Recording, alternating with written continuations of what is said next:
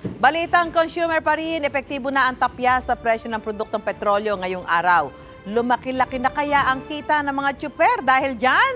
Live mula sa Maynila, may unang balita si Nico Wahe. Nico?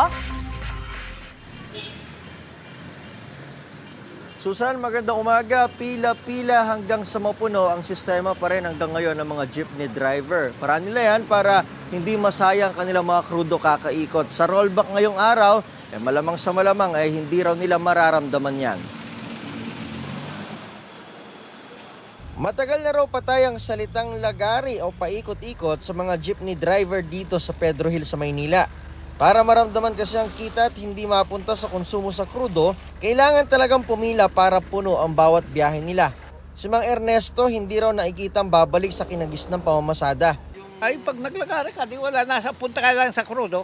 Mabuti raw sana kung bababa ang produktong petrolyo na gaya sa presyo dati.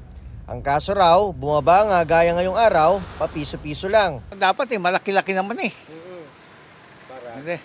Para mabawas-bawasan naman yung namin, konsumo.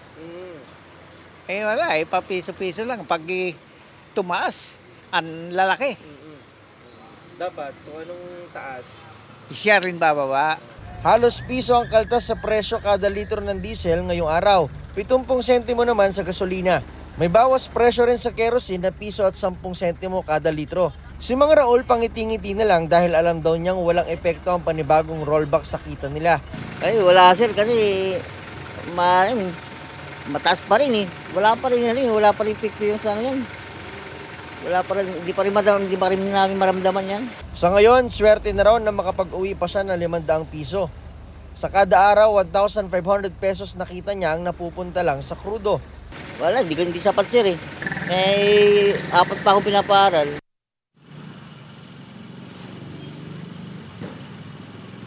Susan, ayon sa GMA Integrated News Research, base sa datos ng Energy Department, ang rollback ngayong araw sa gasolina at diesel ang pinakamalaki na sa pagpasok ng 2024. Live mula rito sa Maynila, ako si Nico Wahe para sa GMA Integrated News. Mga kapuso, para una ka sa mga balita, mag-subscribe sa GMA Integrated News sa YouTube. Sa mga kapuso abroad, subaybayan niyo po kami sa GMA Pinoy TV at sa www.gmanews.tv.